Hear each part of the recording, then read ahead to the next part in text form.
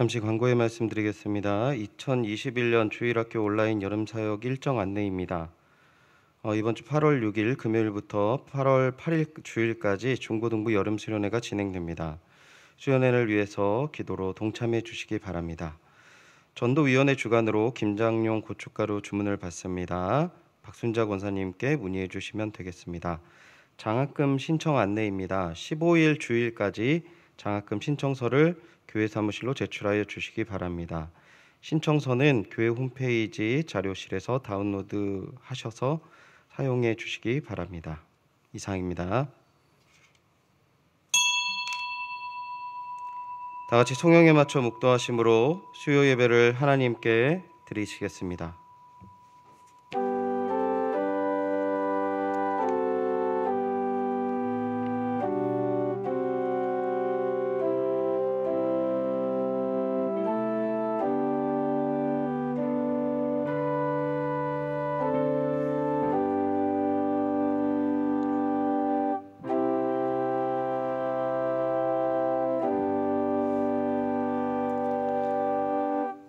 하나님, 오늘 3일길을 걸어가는 이 시간 주님 앞에 예배드리게 하시니 감사드립니다.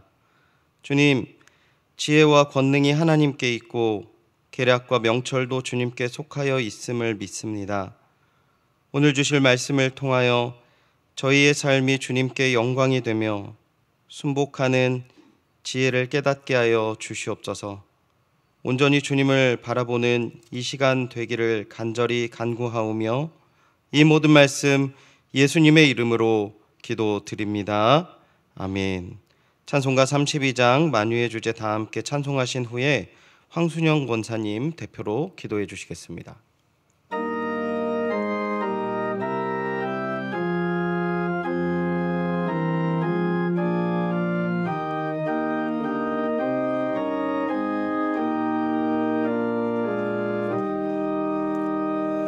만유의 주제 존귀하신 예수 사람이 되신 하나님 나 사모하여 영원히 섬길래 영광 되신 주로다. 화려한 동산 무성한 저 수모 아름답고 묘하나 순전한 예수 더 아름다워 봄 같은 기쁨 주시네. 광명한 해와 명랑한 저 달빛 수많은 별들 빛나나 주 예수 빛은 더 찬란하여 참 비교할 수 없도다.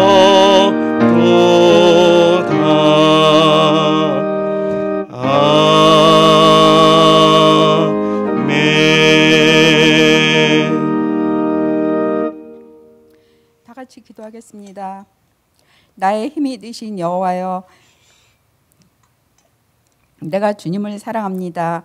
사랑의 하나님 감사합니다. 지난 3일 동안도 주님 안에서 살게 하시고 보호하여 주시고 지켜주심을 감사드립니다. 코로나19로 인하여 지구촌 모두가 아파하고 있습니다. 하나님 아버지, 눈에 보이지 않는 바이러스로 인하여 두려워하고 불안해하고 힘들어하고 있습니다.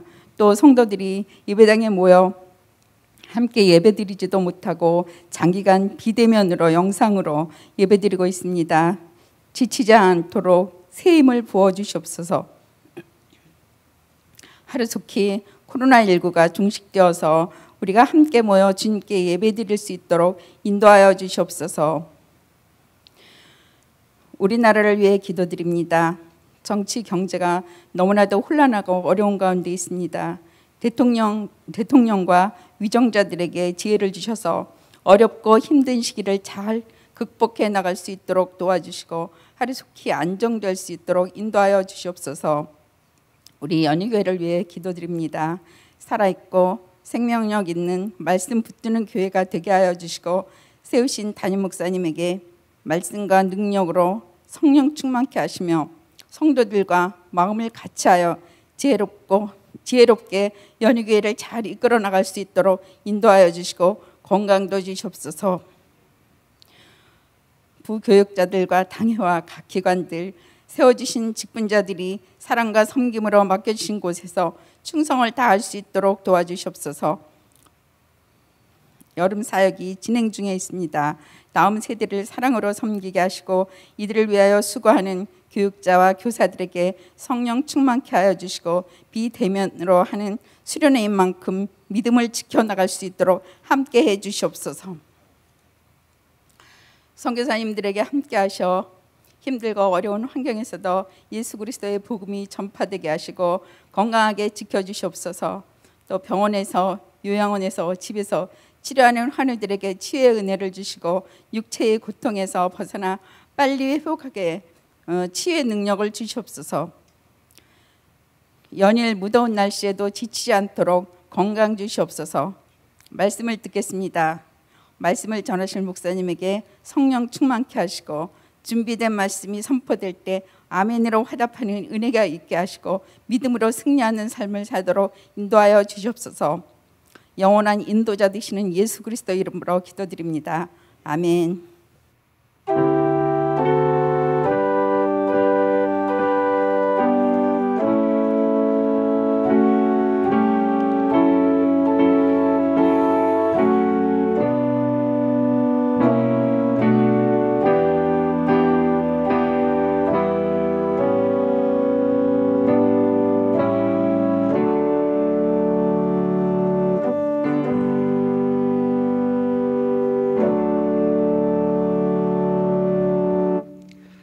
오늘 주시는 하나님의 말씀은 로마서 1장 11절부터 12절까지의 말씀입니다. 신약성경 239면에 있습니다.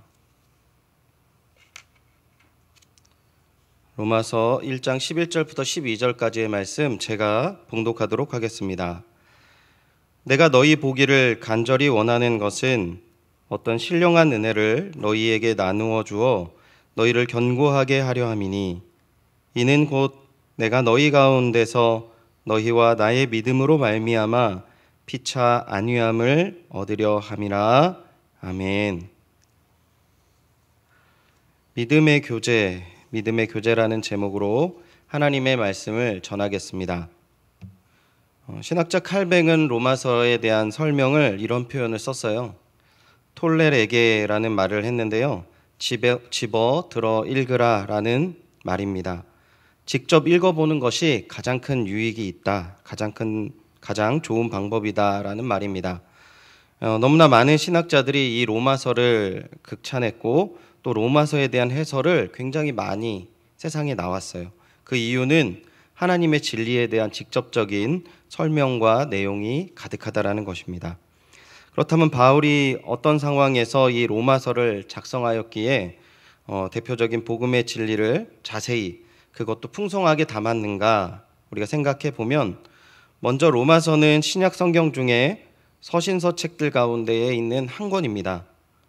서신서는 바울이나 다른 사도들이 교회를 향해 혹은 개인에게 쓴 편지의 글인데요. 보통은 자신이 그 교회를 개척하였거나 깊은 관련이 있는 교회들 혹은 함께 동역했던 동역자들에게 편지를 썼던 내용들을 담아서 서신서라고 이렇게 모아두었거든요. 이 로마서가 독특한 것은 바울이 로마 교회와 직접 관련이 없다라는 점입니다. 바울이 로마 교회를 개척하지 않았을 뿐만 아니라 한 번도 그들의 공동체를 경험해 보지는 않았거든요. 그런 상태에서 이 글을 쓴 것입니다. 즉 오늘 우리가 읽는 본문에 해당하는 로마서 1장은 바울이 자신을 로마 교회에 소개하고 자신이 로마 교회와 교제하려고 하는 그런 내용을 담고 있는 것입니다. 바울은 로마의 복음을 전하기를 원하였고 15장에는 더 나아가서 로마 교회의 도움을 받아서 동역해서 사바나 지역, 지금의 스페인 지역으로 복음을 전하기를 원하였습니다.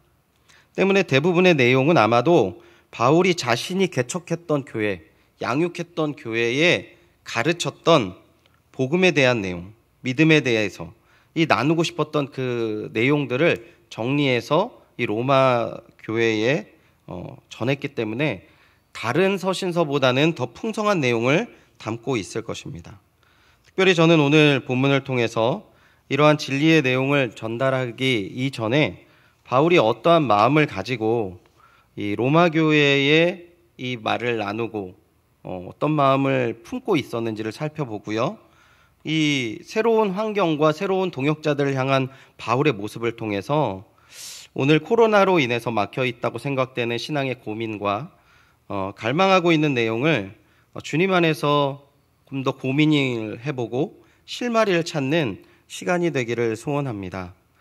그렇다면 바울이 소위 일면식도 없는 로마 교회 성도님들에게 어떻게 자신을 소개해왔는지 우선 먼저 본문 1절을 함께 살펴보도록 하겠습니다. 1절을 우리 같이 한번 다시 읽어보도록 하겠습니다.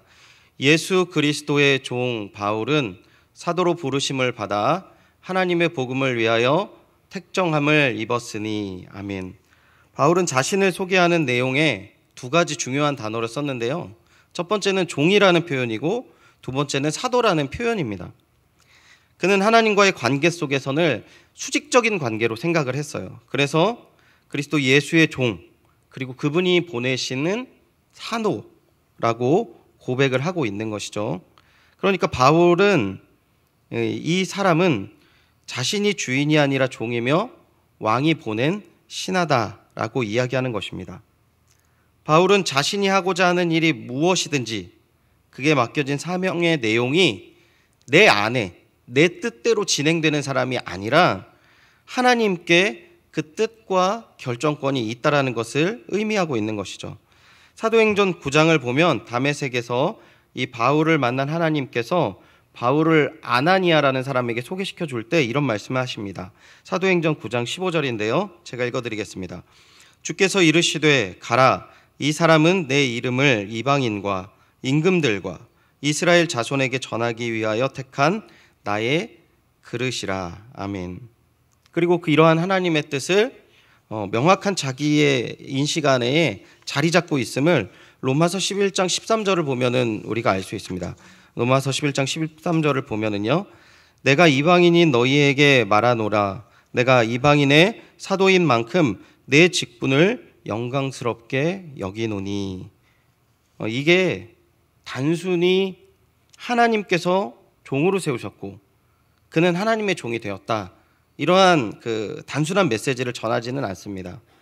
바울은 로마 교회에 자신의 믿음의 정체성을 이야기하는 것인데 그는 철저하게 예수 그리스도의 의존적인 종으로서 정체성을 가지고 있다라는 거예요. 스스로 정체성을 갖고 있고 나는 독립적인 존재다라고 하는 것이 아니죠. 이것이 우리에게 너무나도 중요한 것은 우리가 하나님과의 관계 속에서 믿음의 교제를 나누어야 할 우리의 위치, 하나님과 우리 가운데 어떠한 자리에서 믿음의 교제를 나누어야 되는가 생각하고 점검해야 될 부분이기 때문입니다. 바울은 이러한 이야기를 로마 교회에 나눌 때에 나만 특별한 하나님의 종이 아니라 이 종의 자리는 그리스도를 믿는 모든 이에게 동일한 자리임을 전제하고 이야기하고 있기 때문에 그래요. 즉 우리가 하나님과의 관계를 맺고 나아가는 우리의 입장이 하나님께서 어떠한 일을 이루어 주시면 내가 믿고 따라가는 조건적인 입장이거나 하나님 제가 예배를 드리고 헌금을 드리고 있으니까 주님께서 당연히 이 정도의 일은 해주시고 인도해 주셔야죠 라고 생각하는 기브앤테이크의 관계가 우리의 믿음을 온전하게 붙들어주지 못한다라는 사실을 전제하고 있기 때문에 그랬습니다. 여러분이 너무나 잘 아시는 것처럼 바울은 출생할 때부터 로마 시민권을 소유했고 8일 만에 할례를 받았고 이스라엘 족속 베냐민 지파 히브리인 중에 히브리인 바리새인으로 자신을 소개할 수 있습니다.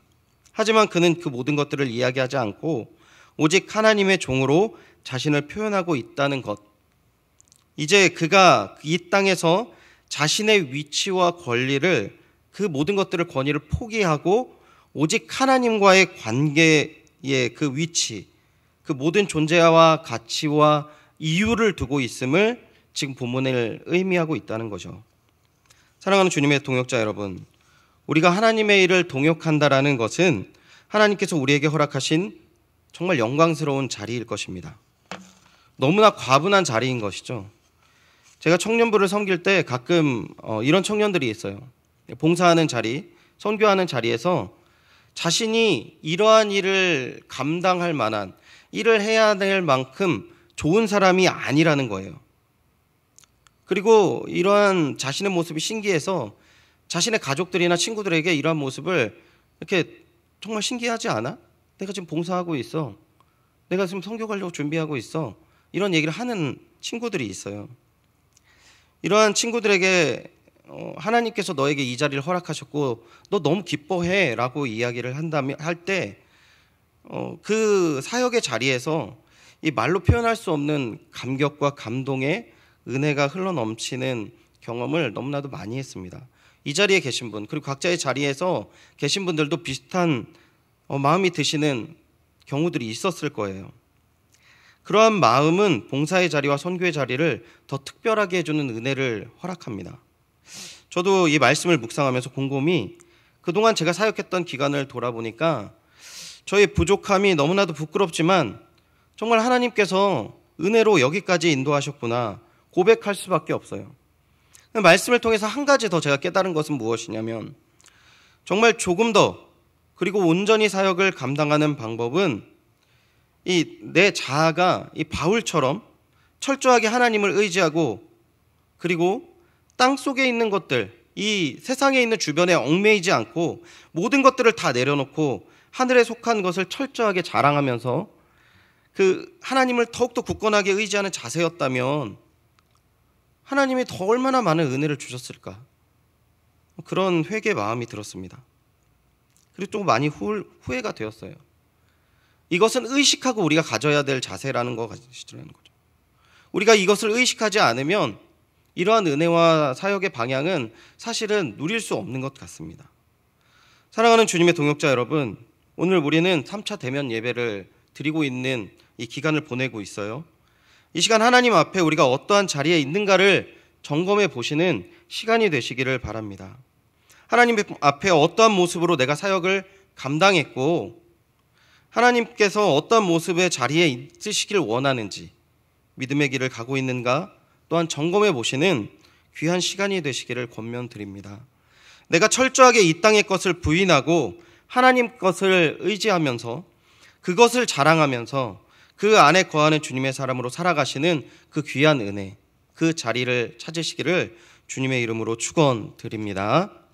두 번째, 로마인들, 즉 로마의 교인들, 복음을 받아들이며 믿음의 길을 걷는 동역자들과 함께 믿음의 교제를 어떻게 나누고 있는지를 살펴보겠는데요. 6절을 함께 읽어보도록 하겠습니다. 로마서 1장 6절입니다. 같이 읽어보겠습니다. 시작. 너희도 그들 중에서 예수 그리스도의 것으로 부르심을 받은 자니라. 아멘. 바울은 로마 교회 사람에게 그리스도의 것으로 부르심을 입은 자다라고 표현하고 있어요. 이것은 주님의 부르심을 받고 나는 주님께 속한 자입니다 라는 표현의 의미의 표현이에요. 오늘 오직 하나님께 소속된 자입니다 라는 표현인데 이 예수님께 속했다라는 사실을 인정하고 공적으로 고백하는 것이 당시 로마 교인에게 그리고 사실은 로마의 통치를 받는 모든 나라 가운데 살아가는 사람들에게는 사활을 건 일이었어요.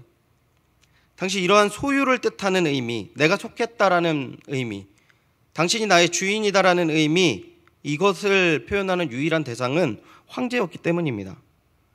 이러한 표현을 로마 교인들에게 굶주린 사자에게 사나운 이빨과 십자가의 잔혹한 사형틀에서 자신의 생명을 내어놓아야 할 만큼 너무나도 중요한 표현이에요. 바울은 로마 성도들이 이러한 믿음의 고백이 있다는 사실에 정말 큰 감사와 기쁨을 가지고 있었습니다. 이러한 깊은 감동은 바울이 로마 교회를 방문하고자 하는 열망에서 너무나 잘 드러나고 있는데 11절, 오늘 보면 11절을 보겠습니다.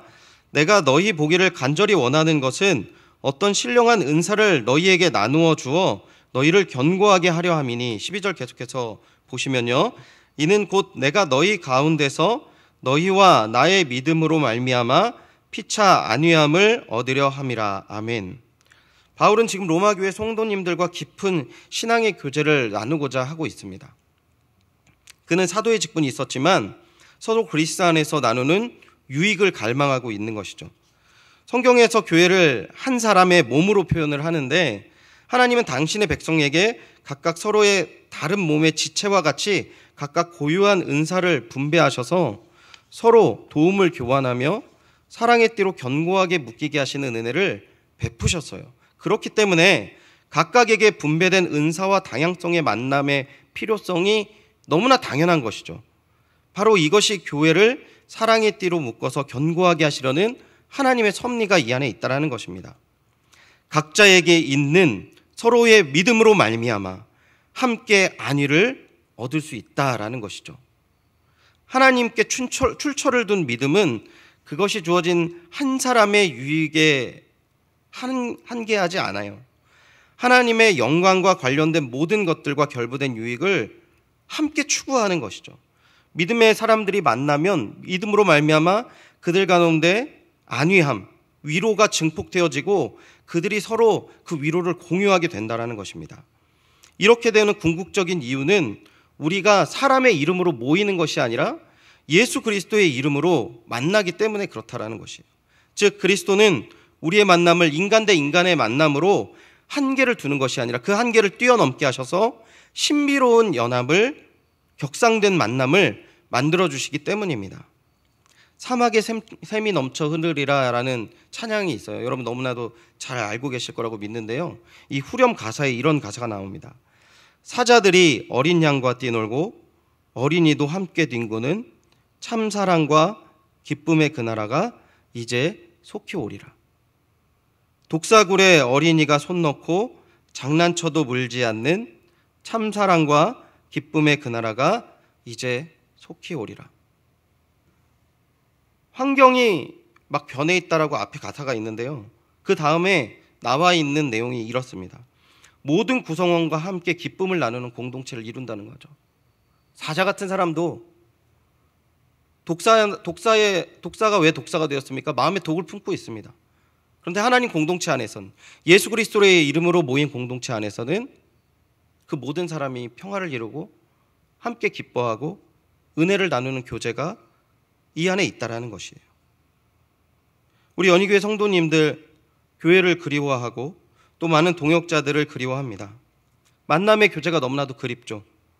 앞으로 하나님의 때, 하나님의 방법 가운데 이러한 교제가 허락될 때에 바울이 로마 교회 성도님들과 나누고자 하는 예수 그리스도 안에서에 있는 신비로운 연합과 위로가 우리 연희교회에 가득하시기를 다시 한번 주님의 이름으로 축원드립니다.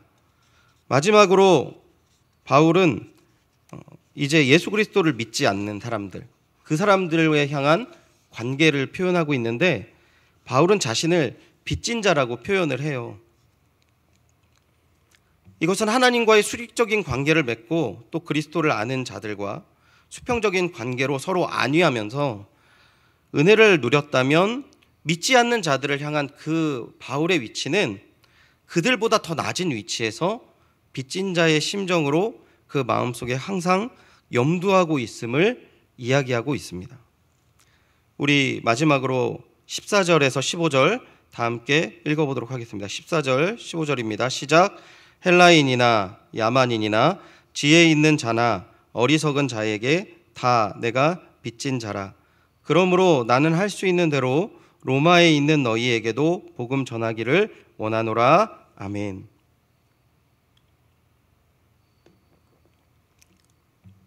바울은 자신을 빚진 자라고 표현을 하고 있는데, 바울의 이 빚진 자의 마음의 뿌리가 어디에 있는가 우리 생각해 보면 예수 그리스도에게 이 마음의 뿌리가 있습니다.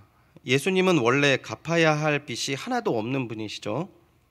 세상에 어떤 것도 얽매이지 않고 오히려 모든 것들을 주시는 분이십니다. 그런데 세상의 모든 빛을 다 짊어지시고 그것을 갚아야 할 길을 스스로 선택하셨어요. 죄의 삭신 사망을 지불하는 죄인의 채무를 이행하기 위해서 그분은 십자가에서 자신의 목숨을 던지셨습니다. 바울은 이러한 예수님의 자발적인 그 빚쟁이의 은혜, 그 빚진 자의 모습으로 구원을 받았다는 것이죠. 때문에 더욱더 그러한 길을 가는 것을 너무나 당연히 여겼던 것입니다. 이 놀라운 것은 그러한 빚쟁이의 은혜를 우리 모두가 받았다는 것이죠. 이 자리에 함께 하시는 모든 분들이 받으셨습니다. 그러니까 우리는 바울처럼 복음의 빚진 자의 사명을 고민하고 잊으면 안 된다는 것이죠. 여기서 한 가지 더 우리가 생각해 보아야 할 것은, 그렇다면 우리가 어디까지 그 대상을 생각해 보아야 하는가라는 것입니다. 다시 한 번 더 14절을 제가 한번 읽어드리면, 헬라인이나 야만인이나 지혜 있는 자나 어리석은 자에게 다 내가 빚진 자라라고 고백한다라는 것입니다. 쉽게 말해서 바울은 모든 사람을 마음에 두고 있습니다. 온 세상의 만민을 다 그의 마음에 두고 있다라는 것이죠. 여러분, 빚이 있다라는 것에 대해서 어떻게 생각을 하십니까? 빚이 있다라는 것은 마음의 부담을 갖는 것일 거예요. 어떤 분은 빚을 너무 오랫동안 갖고 있으니까, 목사님, 그 빚이 많으면 이게 오래되면 그저 그래요 라고 얘기하시는 분도 있는데, 바울이 가진 빚진 자의 마음은 그러한 마음보다는 무엇보다도 큰 부담을 갖고 우선순위로 생각하는 마음의 의미일 것이에요. 그런데 그래도 세상 모든 사람을 향해 내가 빚진 자의 마음을 갖는다는 것, 그게 어떠한 마음일까 생각해 보았어요. 근데 아무리 생각해도 가늠이 되지 않더라고요. 그냥 제가 사무실에서 한 사람에게, 내가 저 사람에게 이것을 실수했는데 이거 사과해야 되겠는데 마음이 들고 깨달아졌을 때 그 기다리는 시간도 부담이 될 때가 있는데, 세상의 모든 사람들이 다 빚진 자의 마음을 내가 갖는다, 이게 가늠이 되지가 않더라고요. 하나님의 종으로서 믿음의 동역자들과 하나님의 사역을 감당하는 그 안위함을 누리는 사람들에게 주시는 마음인가? 라는 생각이 들었습니다. 생각해 보면은요, 제가 어렸을 적에 저희 주변에 있었던 저희 장로님들, 그리고 우리 권사님들, 그리고 우리 집사님들, 그리고 그 관계가 굉장히 멀긴 하였지만 더 가까이는 청년부에서 저를 양육했던 선배들 모습들을 보면은 이렇게 내가 복음을 전해야 되는 사람들을 이렇게 적었던 모습이 기억이 나더라고요. 그리고 그 사람들이 그것을 위해서 많이 기도했고 많이 노력을 했어요. 내가 무엇을 할까 이렇게 고백도 하고 그 계획도 세우고 함께 기도 제목도 나누었던 시기가 있었더라고요. 한국 교회가 정말 폭발적인 성장을 가졌던 세대가 지금 이 자리에 예배드리고 계신 분들을 모두 다 경험한 세대인 줄 저는 믿습니다. 그런데 그때의 어떠한 특별함보다 더 큰 마음이 있었던 것 같아요. 그 마음은 복음의 빚진 자의 마음이 아니었나 생각이 들었습니다. 사람들을 보면은 저들에게 복음을 전해야 되겠다는 마음이 성령께서 그 마음을 주신 거죠. 제 나이 들고 이 본문을 보니까 어떻게든지 우리가 이런 마음을 품을 수가 없어요. 사람은 세상에 어떤 전 세계 사람들한테 내가 복음으로 빚졌다라는 마음을 품을 수 있겠습니까? 그런데 이 마음을 우리가 경험을 했어요. 이미 우리는 지금까지 신앙생활을 하면서 우리의 동역자들과 우리가 이 길을 걸어왔다라는 것이죠. 그런데 우리가 오늘 이 마음이 어디 있느냐는 거예요. 세상 사람들을 향해서 이 마음이 어디 있냐라는 거죠.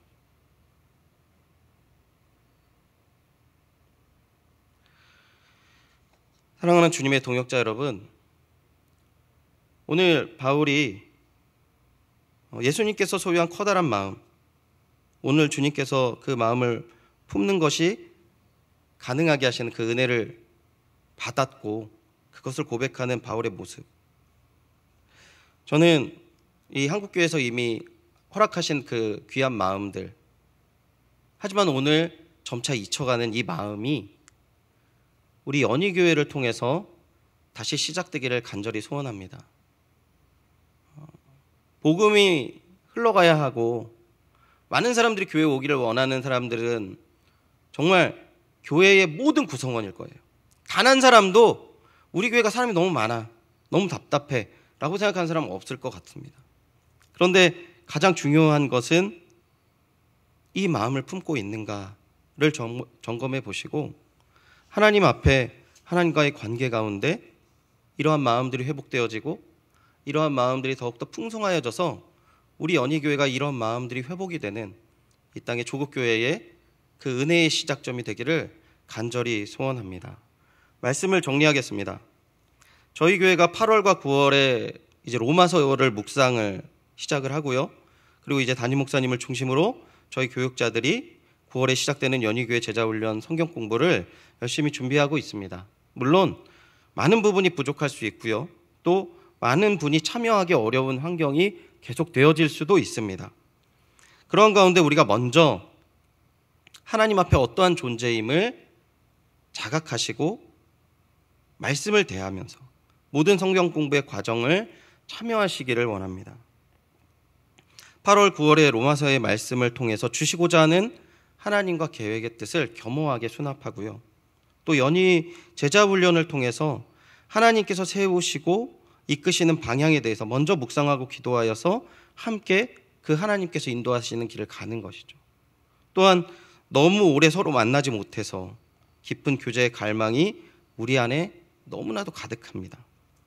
먼저 바울처럼 믿음의 교제를 기대하시면서 서로를 위해 기도하시고 또 지금 각자의 자리 가운데 하나님이 주시는 은혜를 기억하시면서 담으셔서 하나님의 때 이 만남의 장이 열어지는, 그리고 이 만남의 장이 말씀의 장이든 예배의 장이든 어떠한 장이든 열어질 때 이 하나님과 하나님의 사랑과 서로 바라봄으로 이 안위가 가득한, 서로 위로가 되는 그 위로가 가득한 연희교회가 되기를 소원합니다.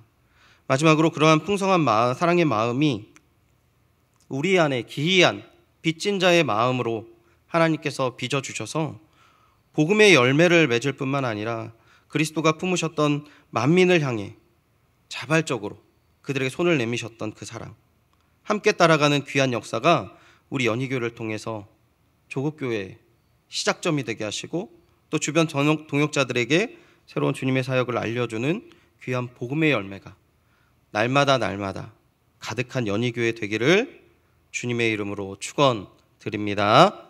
기도하겠습니다. 하나님 감사합니다. 주의 귀한 은혜와 사랑 가운데에서 저희를 불러주셨고 우리가 그 하나님의 구원하심과 인도하심으로 말미암아 지금 여기까지 믿음의 길을 달려오게 하시니 감사드립니다. 하나님, 이 시간 간절히 기도드리고 원하는 것은 먼저 저희들이 겸허히 주님을 바라보게 하여 주시옵소서. 겸손히 주님을 바라보게 하시고 주님이 주시는 풍성한 유익과 사랑으로 우리의 동역자들과 하나님의 은사와 사랑을 나누며 서로 위로가 되고 그 사랑이 흘러넘치게 하여 주시옵소서. 또한 저희들의 마음 가운데 더 큰 마음을 허락하셔서 빚진 자의 마음으로 땅끝까지 복음을 전하는 주님의 동역자 되게 하여 주시옵소서. 주님께서 우리 연희교회를 통하여서 이 시대에 이끄시고자 하시는 그 큰 일 함께 동역하며 주님의 마음을 나누는 귀한 주님의 교회 연희교회 되게 하여 주시옵소서. 허락하실 귀한 은혜와 사랑에 감사드리며 예수님의 이름으로 기도드립니다. 아멘. 찬송가 220장 사랑하는 주님 앞에 다 함께 찬양드리겠습니다.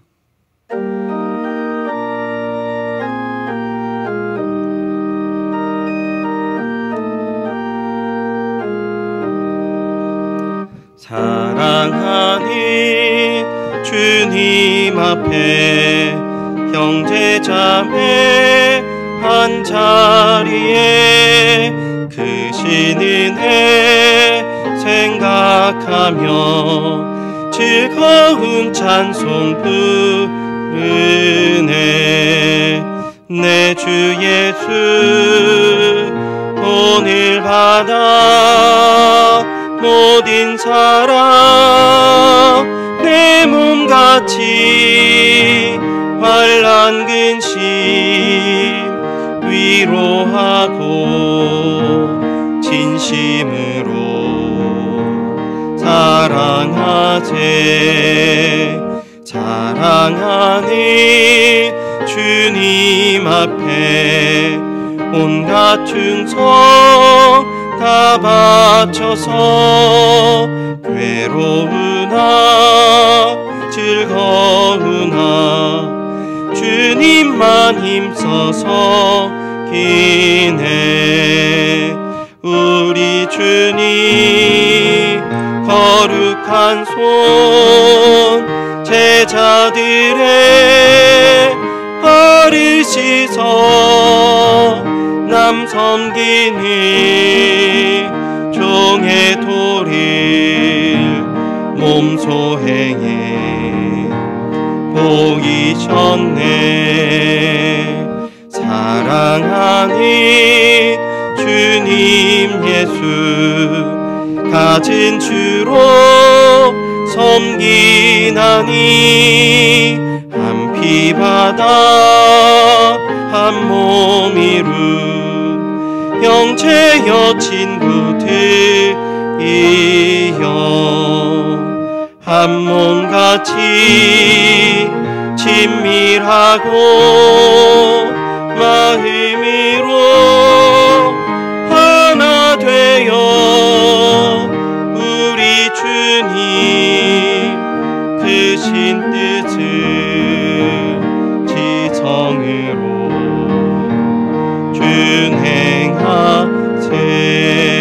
준행하세. 아멘.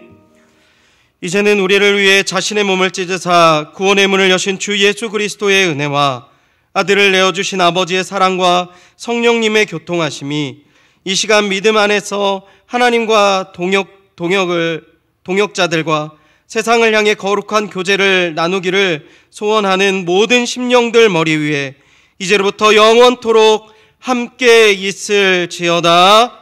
아멘.